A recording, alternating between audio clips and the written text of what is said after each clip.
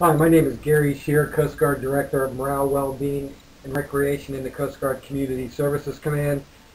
This session is about Coast Guard MWR 101, and at the end of the session, hopefully you'll have a better understanding of our Coast Guard MWR program, MWR in general, and be able to relate it to how you operate within your specific military service. Now a little bit about the Coast Guard Community Services Command. We have responsibilities for both the Coast Guard exchange system and our morale, well-being, and recreation program. Coast Guard exchange system has a mission of providing high-quality merchandise at a fair price and a return to our shipmates through a dividend distribution into our MWR program. Our exchange system is centralized in that those folks that work in the 67 rooftops throughout the Coast Guard work directly for the commanding officer of the Community Services Command. Therefore, it's vertically organized. The Coast Guard rooftops on specific Coast Guard installations are tenants to the commands in which they reside. Our MWR program has a mission of taking care of those who will protect and defend the homeland. And our mission is to uplift the spirits of the Coast Guard family, the essential elements of Coast Guard mission readiness, retention, resiliency through customer-owned and customer-driven MWR programs and services wherever we put Coast Guard men and women. We have guiding principles as well, and I'm sure that in your service you have a vision, you have a mission, and you have guiding principles as well, and you may want to ask up your chain of command if you don't know what they are, as to what your vision, mission, and guiding principles are within your specific service. Going back to Coast Guard guiding principles, we have guiding principles of accountability. We need to be good stewards of the shipmates' funds in which we're entrusted. We need to be innovative. We need to leverage technology to provide and increase the services to our men and women in the Coast Guard and other eligible patrons, especially now when we look at decremental budget years. We need to collaborate and gain the synergy of working with our sister services, professional organizations such as the IMCEA, the Boys and Girls Club America, and our trading partners. We need to get the word out or market what we do for the men and women in the Coast Guard. And last but not least is customer service. We will do anything our customer wants except go out of business. Now the role of the Coast Guard Community Services Command, we have a dual role in that we are responsible for delivering MWR services to the Coast Guard, and we also have an inherently headquarters function of promulgating policy and interpretation of policy. We have responsibilities for central funds control. We have responsibilities for assisting those MWR programs and commands in the field with the operation of their MWR program.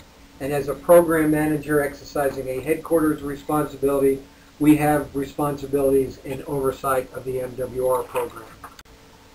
Now, Coast Guard MWR, like the MWR program and the other services, it's not just the distribution and expenditure of non-appropriated funds for parties. And I hear that all the time, that people equate MWR with the non-appropriated fund side of what we do. And it's more than that. MWR is a complex mix and a complex balance of both appropriated and non-appropriated funded programs. MWR, like the exchange system, is a vital non-pay compensation benefit that we provide to the men and women in the Coast Guard and other eligible patrons.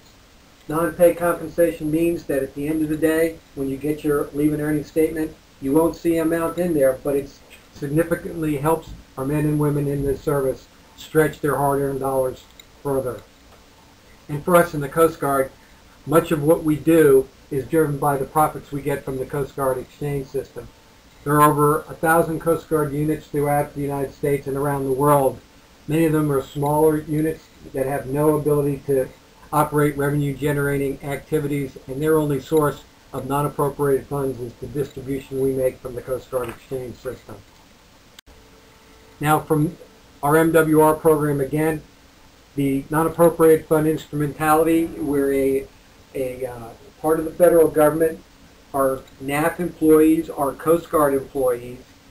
Our NAF operations are integral to Coast Guard organizations, and we perform governmental functions. We are not incorporated in any state or in the District of Columbia, and we must follow our commandant policies. And I'm sure all of you in the other services have either service policy or DOD directions that you must follow in the operation of your MWR programs. We are tax exempt, and again, once again, we are driven in part by the profits we get from the Coast Guard exchange system.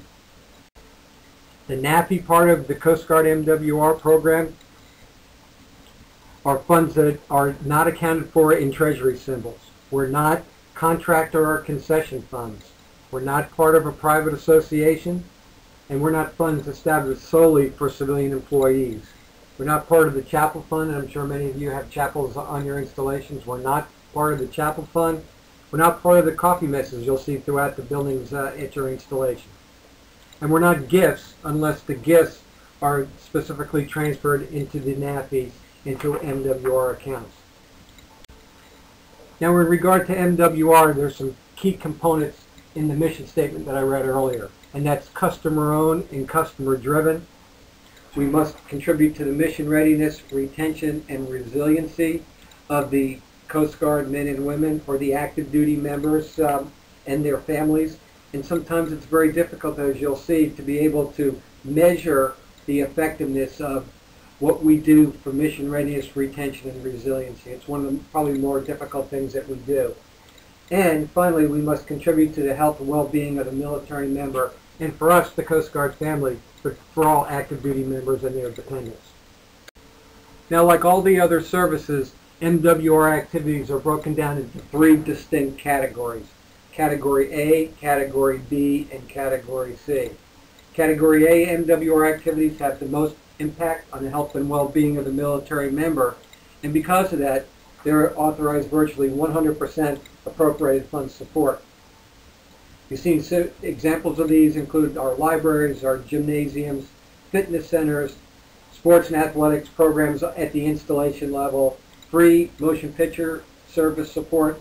For us, we get great service through the Navy Motion Picture Service that we provide on our afloat Coast Guard cutters. We provide that free of charge to them through the use of appropriated funds, unbased picnic areas, and recreation rooms and recreation centers. The second class of categorization of MWR activities are Category B activities. They basically satisfy basic physiological and psychological needs of the military members and their families, and they make that military installation seem like hometown to the mobile military community. Category B activities are authorized appropriated fund support, but not at the same level as Category A activities, because they generate some revenues and they charge some fees. And examples of those, as you can see on the slide, are our child development centers, arts and crafts centers, auto hobby shops, swimming pools, bowling centers below 16 lanes, community centers, intramural sports, sports above the intramural level, and our IT&T programs, just to name a few. Finally, our Category C MWR activities are our business activities. These activities have the highest capability of generating revenue through the sale of goods and services. They're authorized appropriated fund support, but it's very limited. Examples would include our food and beverage operations, bingo, golf, theaters, bowling centers above 16 lanes, recreational lodging, cottage, and equipment rental.